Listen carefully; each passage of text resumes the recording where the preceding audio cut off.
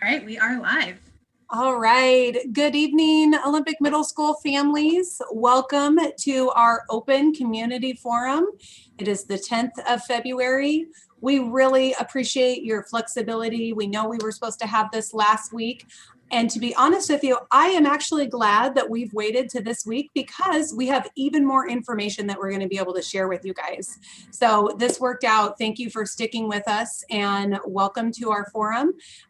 Tonight, I have with me my assistant principal, Madeline Kundle. So she's going to be helping to monitor the chat. So if you have any questions, please feel free to put them in the chat. And then at the end, we'll also just have an open question answer. So what we would like to do to get started is just to open it up. We have a video that we're going to be sharing with you. So this video was put together so that we could show our school community as a whole with the district, what does it look like when we return in hybrid? And so this video gives a broad brush stroke to cover all of our schools, what a typical day looks like, and what some of our safety protocols are during hybrid. So we're going to start by watching this video, and then afterwards, we'll go into what it means specifically at OMS. So I'm going to go ahead and pull up this video.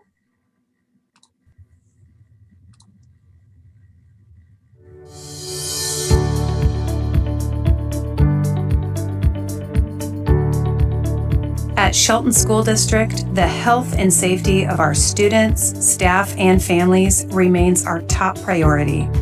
We have been hard at work making sure we are ready to safely welcome students back for in-person learning in a blended model. Students will attend school face-to-face on Monday and Tuesday, or Thursday and Friday. Wednesdays are online learning days for all, with staff having office hours, planning, and/or online class meetings. Pre-K, kindergartners, and grades 1, 5, and 7 are set to return to school on February 22nd. Grades 2, 3, 4, 6, and 8 through 12 are set to start March 15th. In this video, we will go over what a typical day will look like while at school and highlight important safety procedures to ensure that students and staff are as safe as possible when they return to school. So what does a typical day look like? All students must wear face masks. All students are required to wear a face mask that covers their nose and mouth at all times while at school and on buses. Students should bring their own face covering daily, but schools can provide masks to students who forget them. Reusable, multi-layer cloth masks are recommended. Gaiters do not provide acceptable protection. Reusable masks should be laundered regularly or anytime that they become soiled. If your child rides the bus, they are required to wear a mask. Our bus drivers will carry extras just in case. All students will sit in their assigned seats. Siblings can sit together in a seat, but all other students will sit one student per seat. All high contact areas and seats will be sanitized between routes and when they return to the bus garage. Before arriving at school, elementary students, parents, and/or guardians will fill out a daily COVID attestation form. Students will be given unique QR codes. Each school will work with families to provide attestation forms. Parents and/or guardians will send the form to school with their student every day. The QR code is unique for every student and cannot be used for other students in the family.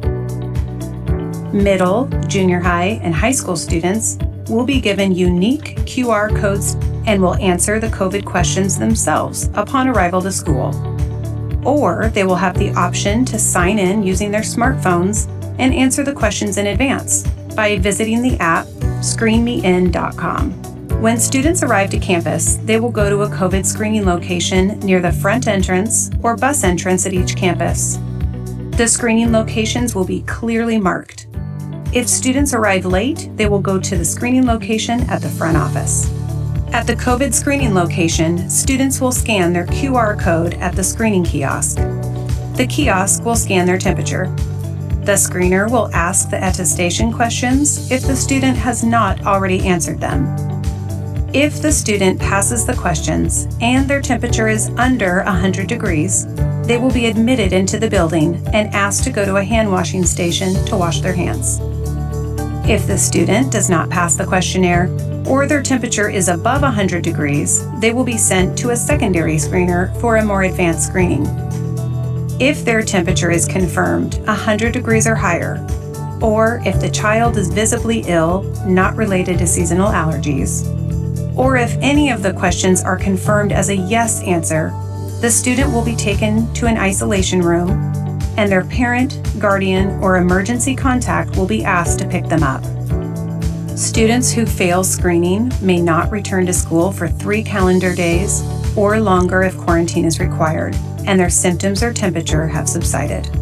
It is important for students to keep their hands clean throughout the day. Students must wash their hands upon arriving to school and will be required to wash them at multiple points throughout the day. This includes before eating meals, after recess, after PE, and completing projects or activities. Hand sanitizer stations have also been placed throughout our campus to help supplement hand washing.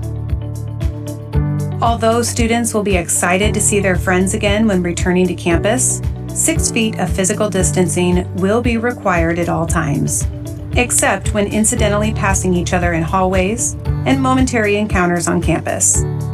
Students will be able to talk to each other at appropriate moments, and there will be opportunities for socializing, but masks and distancing will be required. Classrooms have been set up so that tables and desks are 6 feet apart, side to side, and back to front. Our maintenance department has been working with our buildings to determine max capacity for students to safely distance in a classroom while sitting 6 feet apart. Students will not be sharing supplies or materials. Students will sanitize their hands upon entering the classroom. At the end of class, students will help wipe down their desk or any materials if they are transitioning to another class. Students will not bring their Chromebook back and forth for grades K through 6. In grades 7 through 12, they will be asked to bring their Chromebooks to and from home and school. Schools will be contacting families and publishing school supply lists on the district website. Teachers and students will continue to use the K-12 curriculum during hybrid. Meals will remain free for all students for the remainder of the 2020-21 school year. Meals will be in grab-and-go bags with a complete breakfast or lunch, and all items will be prepackaged. While at school, students will pick up their lunch, and depending on their school, go to the commons, cafeteria, or classroom to eat. During Stage B, or the blended model, grab-and-go meal services will continue at the Shelton High School, Evergreen Elementary, and Bordeaux Elementary from 10:30 a.m. to 12:30 p.m. on scheduled school days for students learning remotely, and also for community members 18 years of age or younger. Meals are limited to 1 breakfast and 1 lunch per child per day. We are working hard to provide as many meals as possible to every child in need. If a student receives meals while at school, they are not to pick up meals for the same day from the open site. K-8 schools, along with Choice and Cedar High School, will release 60 minutes early for asynchronous learning. Shelton High School will release at 12:30 for asynchronous learning. Asynchronous learning means that they will be learning independently from home. Students will also have 3 asynchronous days a week. Schools will be reaching out with more information. Shelton School District will continue to focus on creating a safe and healthy school environment as we transition to in-person learning. If you have questions, feel free to contact your school or call our district office at 360-426-1687 or visit our district website. We look forward to seeing you soon. Okay. I hope that that was helpful in giving you a visual. That video is on our district website, so you're welcome to, if you want to watch it with your child, just to kind of give them a view of what it looks like coming back in hybrid. That will be there for your use. So we're going to go into just a little bit more detail now for what this actually means at OMS. So transportation, it is very important that students are wearing their face masks as they get on the bus. So they will be wearing their face masks when they enter. We need students to bring their own. If they forget one, drivers will have one as a backup. Students will have assigned seats. Siblings can sit together in a seat, but all other students are one per seat.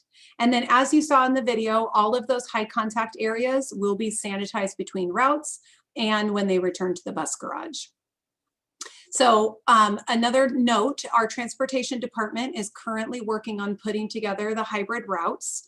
And so they will actually be reaching out to families and they will be letting you know when your bus time is and giving you all of that information. So we're going to talk a little bit later about the survey that we sent out for transportation, but that's how they're collecting who needs it. And then they will reach out to you prior to the start of hybrid to let you know your route. Okay, so once students arrive to school, all of our bus riders will be coming in through the back entrance. So we have some pictures here to show you what that setup looks like. So you can see on the ground, we have some foot placards so that we have areas for students to stand while they're waiting to be screened. And so they can safely stay 6 feet apart. You can see here on the left-hand side, that's a picture actually of the screening device that we're using.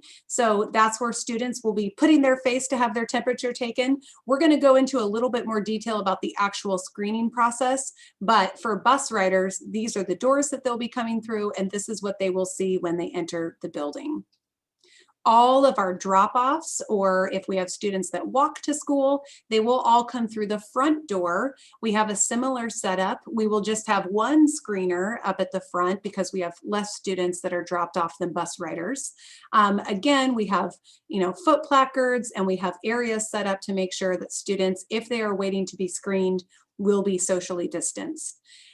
Any students that arrive late, all of those students will also need to come in through the front door to be screened before entering the building. So let's talk a little bit about health screening. So we know that this whole concept of a health attestation is very new for some people. We're excited actually that we didn't have our forum until this week because we've learned a lot about this as we've been getting set up over this past week and a half here. So you can see this picture of a QR code. Every student will have a unique QR code, as the video mentioned.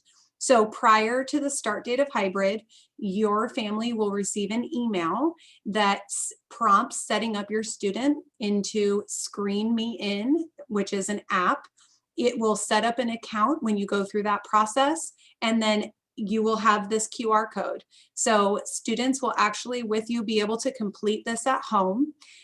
If students have their own device, like a cell phone, then we are encouraging them to use that. They will be able to bring that to school.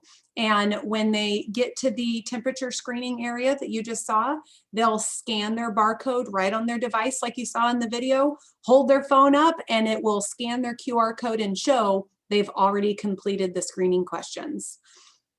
The other option, if they don't have a device, we will be providing printed QR codes to students. Now, we're going to talk about what screening looks like on day one because they obviously won't have a copy of those.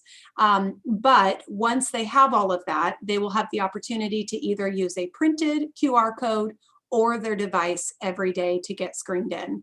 It walks them through those couple questions. They get their temperature taken in the little screener machine. They get 2 green check marks that you can see there saying, yep, okay, the questions are done.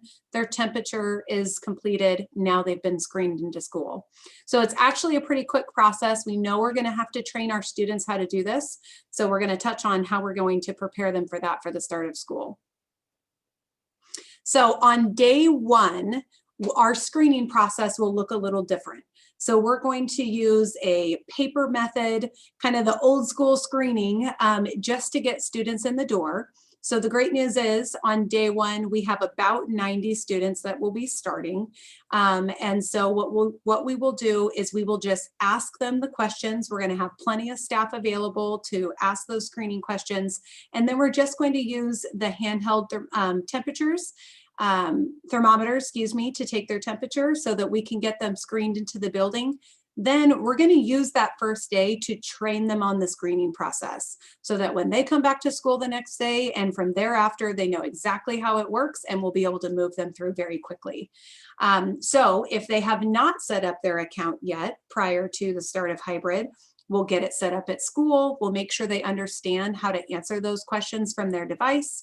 We'll have them practice, lining their face up on the screener machine. So we will go through all of those things on the first day of school. We will also be providing them a badge with a lanyard that has their unique QR code. So all of those things will happen day one. But we do have a plan to safely screen them in, get them in the door, get them trained, and then the system that we just discussed will be from there on out. So we're looking forward to getting our students trained on that. So then let's talk about what happens if a student fails a health screening. So we have a health tech who will be overseeing all of our screening stations. So she'll be moving between, as you saw, the front of our building and the back of our building, overseeing the process. And if a student fails, either their temperature reads high, of above 100, or they answer yes to a question, then they will immediately, our staff will walkie-talkie over to our health tech and say, hey, I need you to come over to station A. They'll head over and the health tech will take the student into the nurse's office and assess the situation. So we already have students that are coming in for small groups. We have since September. So we've been practicing these procedures with them. And we have had a couple students where they fail the health screening. And so far, it's always been a false alarm. So for example, the other day, a student had their temperature taken and it read above 100. So the protocol at that time is to, take them to the nurse's room and take their temperature again using a different method. So what we found was the student just had an extremely effective beanie on. So when they sat down and they took their beanie off and they had a moment, took a drink of water, they did not have a temperature. So they hung tight to make sure that that was the issue. And then we were able to move forward with that. Or a student might have been confused on a screening question, contact the parent, we figure it out. So there are lots of situations we understand where a student might fail a health screening and it's, as we call it, a false alarm.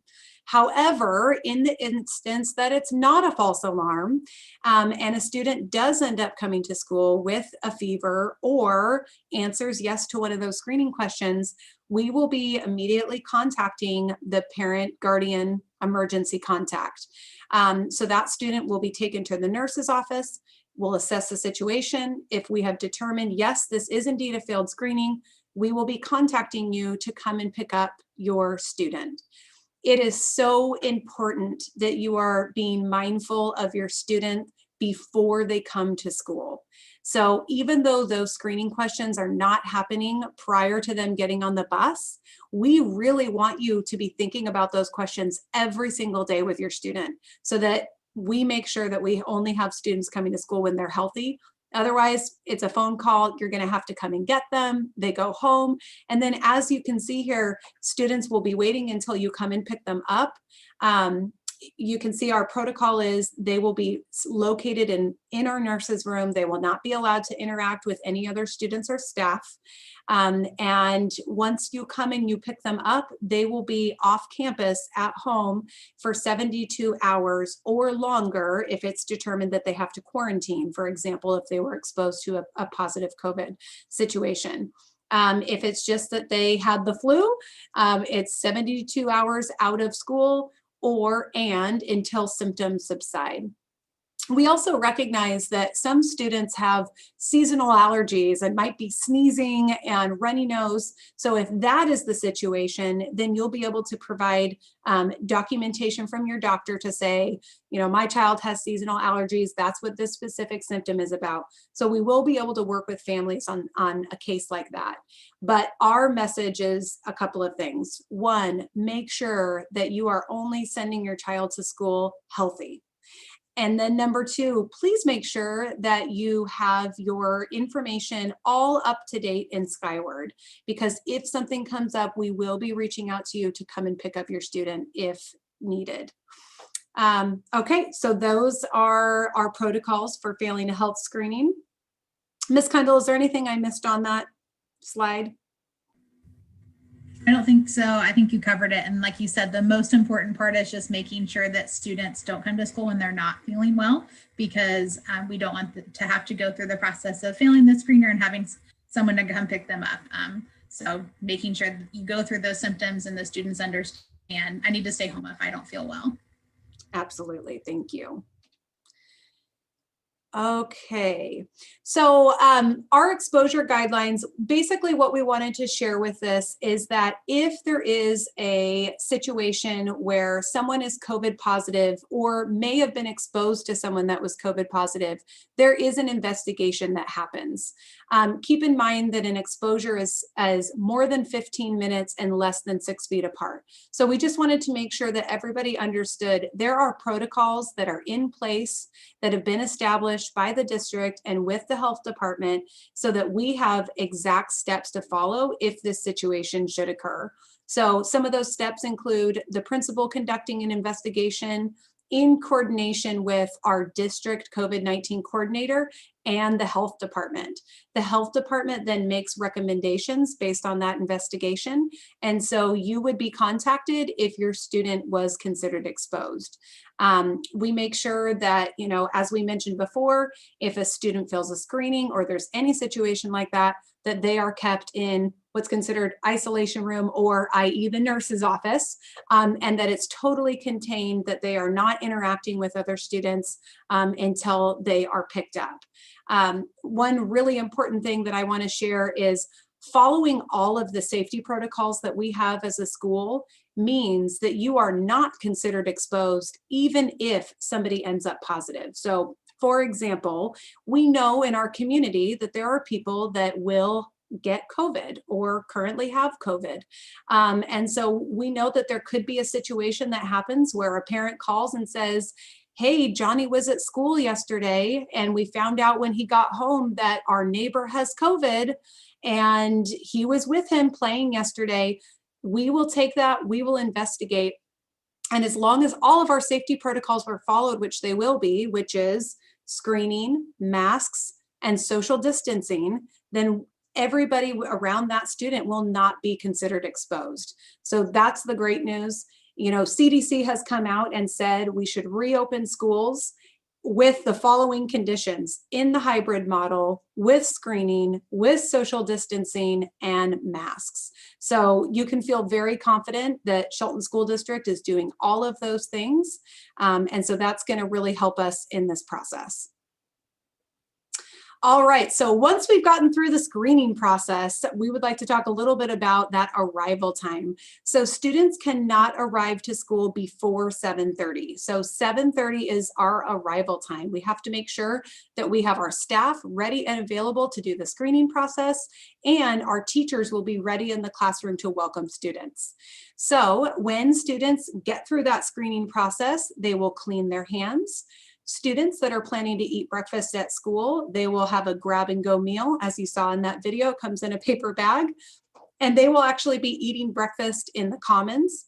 And then if they're eating breakfast, they'll then clean their hands and head off to class. Students that are not eating breakfast will just go straight to class. So in the past, of course, students were able to hang out in the commons or go to the gym or walk in the halls. We're not going to be able to do that. When students come to school, they will screen in and then they'll head to their first class. We are making sure that there's no situations where students are congregating in a big group. So that's why that process is in place. So teachers will actually be in their classrooms before school, starting at 7:30. So instruction won't begin until 8 o'clock. However, teachers might have, Planet Earth showing or some music playing or something that will be a nice welcoming activity for students so that they can come in, get seated in a space where they can be socially distanced. Teachers will be greeting them at the door. They'll have little spray bottles with hand sanitizer, get a couple squirts of hand sanitizer as they walk in, clean hands as they enter the classroom. Teachers will also, when students exit the classroom, have the same procedure in place.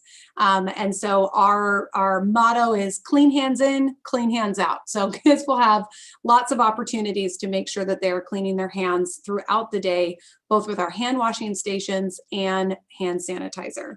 So that's what our arrival looks like. Here's a couple pictures of how our classrooms are set up at school.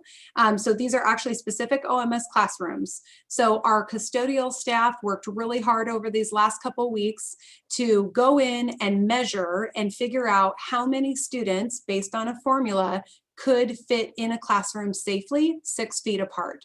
So the majority of our classrooms are all about the same size, and we could fit up to 15 students per classroom. So all the extra desks or furniture were removed so that we could have those students safely in there.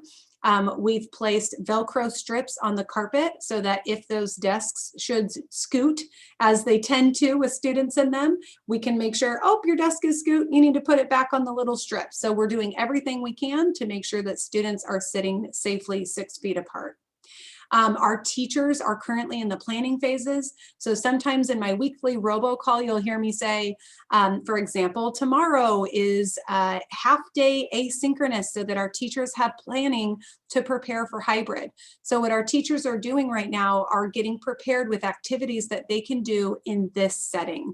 So as you heard in the district video, we're not going to be having students bringing their Chromebooks back and forth. When they're in the classroom, we want to focus on activities that cannot be done online. Hands-on activities, those things that we've been missing when they've not been in the classroom. So our teachers are working on developing those that'll get students engaged while making sure that we follow all of those safety protocols. So teachers will be able to walk around the classroom, they'll be able to bend down and help a student. And so we're really excited about what classrooms can look like during hybrid, and our teachers are doing a great job getting activities prepared for our kiddos. So we had a lot of questions in our district community forum about supplies. We've sent this out in an email, but we wanted to make sure to mention tonight that we are not expecting our families to go out and buy supplies, because we know that you guys have been providing supplies since August for your students. So we are actually going to be providing the following supplies for every student. So you can see that up there on the screen. Every student that comes for hybrid will be given composition notebook. They'll have some pre-sharpened pencils. We're providing a handheld sharpener, glue sticks, scissors, colored pencils, and highlighters. They'll be able to keep all of that supplies in their backpack so that we're not using shared supplies within the classroom. Our teachers will have lined paper and erasers that they'll be able to hand out to students as needed. You are welcome if you would like to purchase these items for your students. So, of course, you're more than welcome to do that, but we wanted to let you know that we will be providing these items on the list. All right, so there's been a lot of questions about bathrooms, and Ms. Kundala and I had the opportunity to go and visit a school down in Chehalis that's been in hybrid since October. So we picked their brains about a lot of different things because they had a similar size school to us. They've had a lot of success in hybrid, and for their bathrooms down there, they simply said, we posted signs, we taught expectations and followed through with our students, and they've done just fine. So we're going to follow suit on that. We will have postings outside of our bathrooms that say 2 students allowed in a restroom at a time. So when we went into the restroom down in Chehalis, they had, a stall that was locked, a sink that was blocked off, some of those things that are in place to make sure that only 2 students can use the restroom.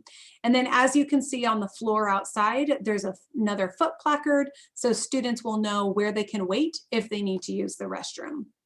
So that's how we're going to handle bathrooms. And in fact, teachers have already started teaching expectations in their homeroom for some of these things. If you're at home with your student, you may have heard teaching expectations this week. All right, so we're going to talk about lunch. So once all of our students are here, 5th and 6th grade, we will have a total of 4 lunches. So we have 2 5th grade lunches and 2 6th grade lunches. They are 30 minutes each. We'll have about 60 to 70 students per lunch. Now, with that said, students will be sitting in their cohort and socially distanced. So they'll still be in their cohort, they'll still be sitting 6 feet apart.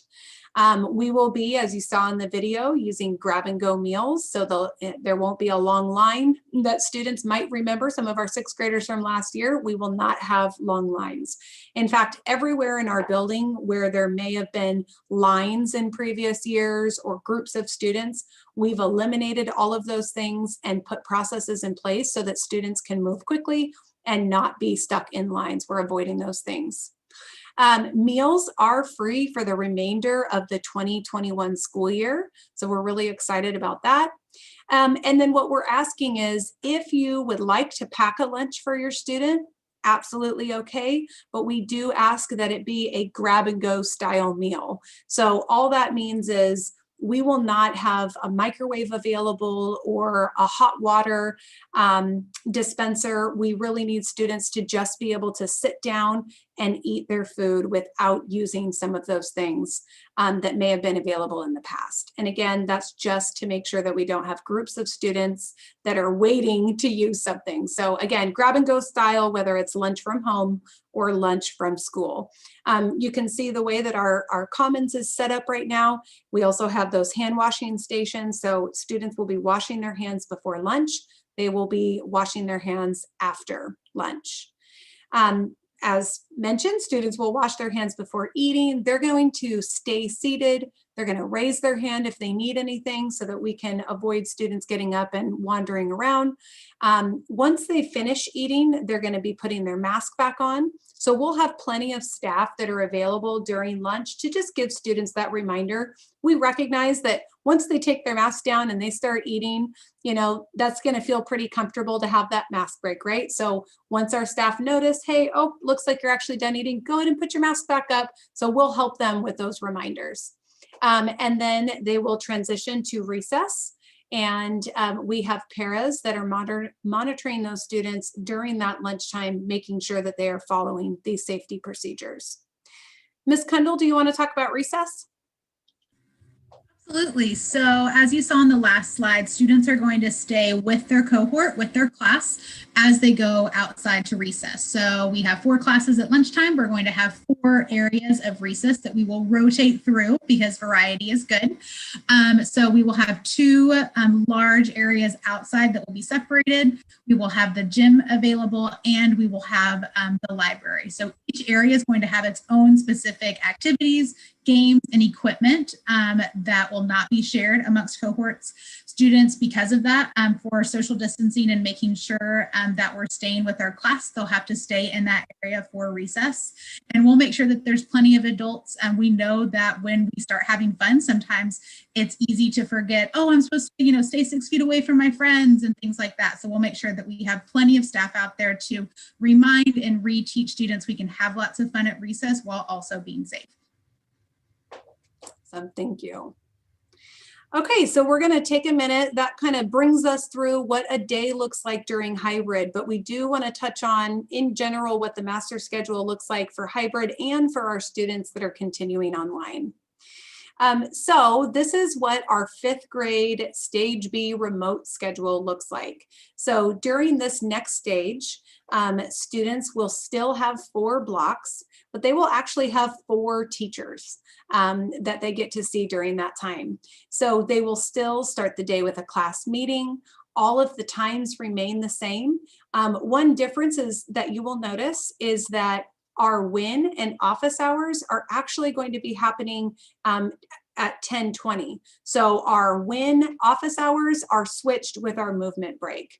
The purpose of that is because we want our teachers who are teaching online to have the same planning time as our teachers that are teaching in person in the building so that they can be collaborating with each other on instruction. Whether they're in the building or online, we feel like that's really important for student learning. So that's why we've made that change.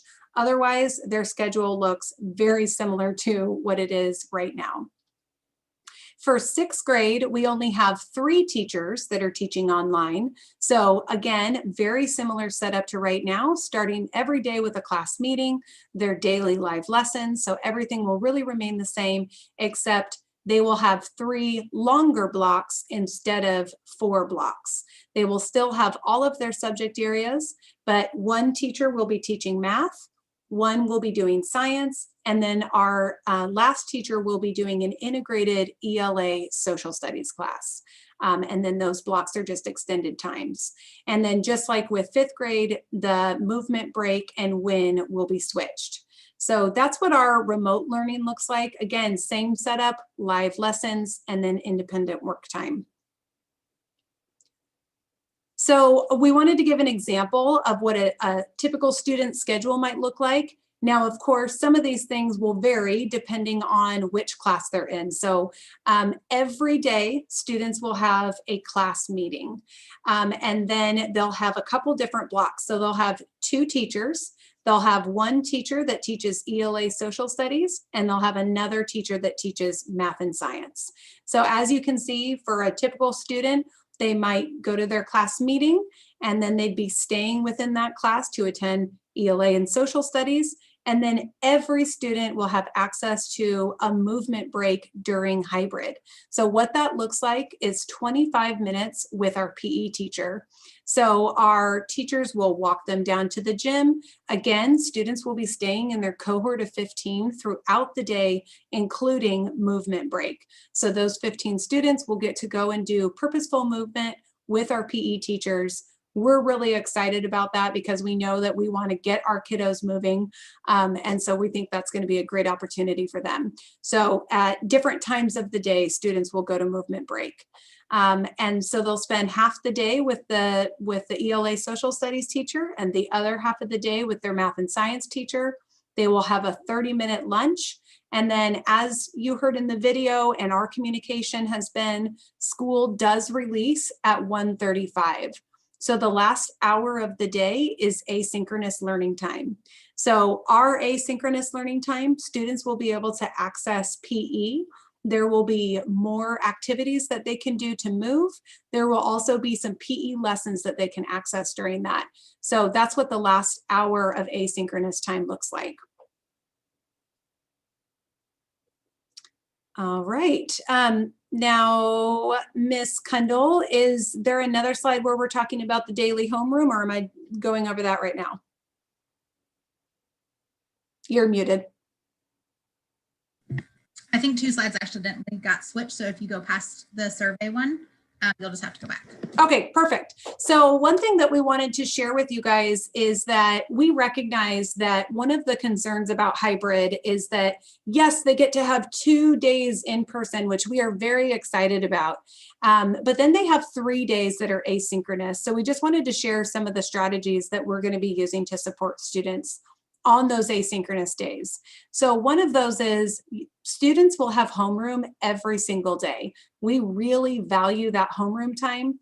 Our teachers want that homeroom time with our students. So students will have 2 days of in-person homeroom.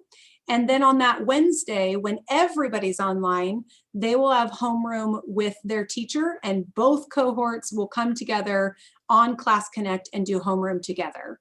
Then on the other 2 days where they're not in school, they will be attending homeroom with a different teacher. So we have a couple of teachers that have stepped up, and they will be providing homeroom for students on their asynchronous days. We feel like it's really important to start the day with that, to continue our routines, and just to have that touch base point with our kids. So the other thing that we will be providing is academic support on asynchronous learning times. We're going to be pushing out more information to parents about exactly what time, depending on the grade level, they can access this support. But it will look like open sessions where students can get in and get specific content help at different times of the day, depending on their grade level. So we will be able to provide that kind of support on those asynchronous days, and we're excited about that. So I'm going to go back here for a minute and talk about the hybrid return required survey. So I so appreciate those of you that have already filled this out.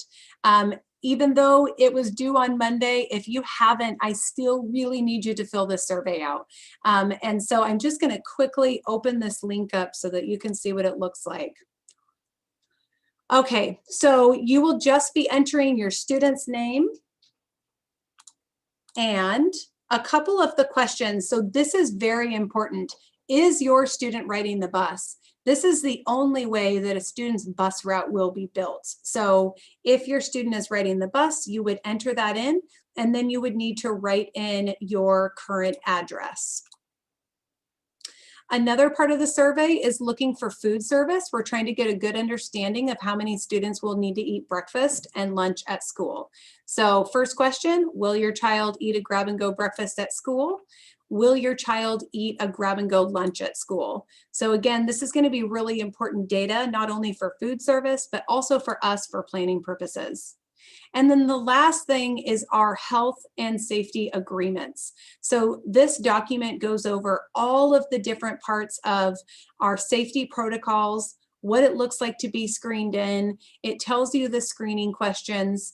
And so it's really important that you look over this information with your child. And then at the end, you're going to click that you agree to those things if you're sending your child in person, and then you'll write in your name so that we know that you've reviewed that document and that you're agreeing, excuse me, to those safety protocols. So I wanted to, we already mentioned earlier just that it is so important that students do not come to school if they have any symptoms or a temperature. Very important. We want to keep our schools open. We want our students to be here. So we need everybody whose student is coming in hybrid to follow those very important safety protocols. So Ms. Kundal, do you want to talk about our mask expectations? Absolutely. So this is a clean flow chart for families and students and teachers. And we know that all of us have learned new safety procedures in the past year. No one was wearing masks a year ago. We definitely weren't thinking about wearing them at school. Most of our students, when they come back, won't have been in our building either ever because they came from 4th grade at elementary school, or they haven't been back since last March. And so we are really approaching safety protocols with a teaching focus. We want to come in and say, we're not assuming that you know these things off the bat. We don't want to make any kind of assumption about what you know or don't know. So if a student is not following the safety protocols, a staff member will always go to them and say, hey, do you know what you're supposed to be doing? Do you know how to wear your mask? Don't forget, pull it up above your nose, things like that. And so what we are hoping is that a student will go, oh my gosh, I'm so sorry. I didn't realize it slipped underneath my nose. Or, oh yeah, I am standing closer than 6 feet to my friend, things like that. If for some reason a student made the unfortunate choice to not listen to that staff member and make that positive choice for change, then it would be time to go to an administrator. So they would, come into my office, we'd sit down 6 feet apart, and I'd talk about the importance of the safety and give them another chance one-on-one away from their peers to make that good choice on their own. We hope we don't ever have to go to that last step where we say, I am so sorry, but you are not following the safety protocols. We've given you several chances to pull it together to make a good choice. And unfortunately, you're showing us that we can't trust you to keep yourself safe and to keep other people safe. We need to go home and try this again, or we need to go home and try distance learning. We hope we don't have to get there with any students because we want to have those conversations and say, this is why it's important. Let's make a change for the better. But we also understand that keeping everyone safe is of utmost importance, and we cannot allow any student to put someone else in danger. Thank you so much. All right, we know that that is a lot of information, so I am going to stop share here. And has there been any questions that have come up in the chat? No questions that have come up in the chat. I made sure I put the questions here if you have any so that people would know where the chat is. We have about 17 people that have joined us, so please put your questions in the chat if there was something that we did not cover. So we'll kind of give a minute here for people to have time to type their questions in. But I also want to share, we receive emails or phone calls every day from parents with questions, and I encourage you to continue reaching out. You can reach out to me or to Ms. Kundal. You can reach out to your child's homeroom teacher, call the office, talk with our secretaries. All of our staff went through safety training today, so we all have the same information about expectations and protocols and what the day looks like. So if there's something you're not sure about or you want to discuss, any of those people will be able to answer your question. But we encourage you to ask those because we know that this is a whole new world and it's a little scary to send your child back to school. So we just want to make sure that you can rest assured that we are ready and prepared and that you have your questions answered. Anything come up? Nothing so far. All right. Well, I don't want to give too much wait time. So I will just say, for those of you that joined us, that's awesome that we had up to 17 people. We do know that there were other forums that were scheduled tonight. We did our best with the other schools to not schedule them at the same time. However, there are very few days left between now and the start of hybrid. So we were all just trying to get information to our families. And so this session has been recorded. We will share it out on our Facebook page. And then again, if you didn't have an opportunity to ask a question or you walk away because we just gave you a lot of information and you come up with a question later, please reach out to us and we will help out. All right. Still no questions? Still no Okay. more questions. So I'm going to hit end stream. Have a good All evening. right. Thanks, guys. Have a great night.